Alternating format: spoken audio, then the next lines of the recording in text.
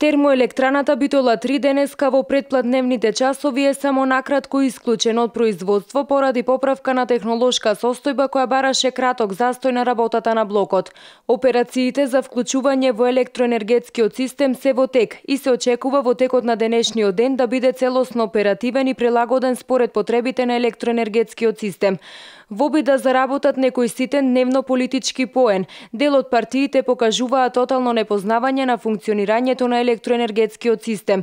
Едниот од блоковите е во редовен ремонт, процес што редовно и задолжително се спроведува во овој период од годината, а другиот термоблок веќе извесно време е надвор од електроенергетскиот систем, но не поради технички недостатоци, туку поради поволна хидролошка состојба и потребата предност при производство на електрична енергија да им се даде на хидропотенцијалите.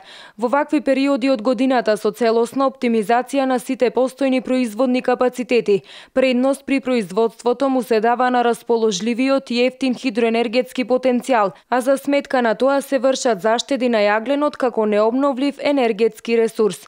Со оглед дека привршува периодот на зголемени дотоци и другиот од блоковите кој патем е целосно оперативен ќе влезе во функција согласно оперативните планови за производство на АДЛМ. Редовниот годишен ремонт на термоелектраната Битола 2 пак се одвива согласно планираната динамика. За време на краткотрајниот застој на еден од блоковите не е увезен ниту 1 киловат-час електрична енергија.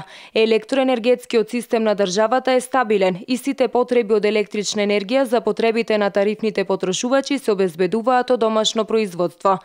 Во однос на инвестициските активности во РЕК Битола, тие продолжуваат со предвидената динамика. Веќе се почнати потребните постапки за набавка на нова механизација на рудниците. Во тек се подготвителните активности на комбинатот за десулфуризација и намалување на прашината, со што до 2018 година термоелектраните Битола во целост ќе бидат прилагодени на строгите ЕУ директиви за заштита на животната средина.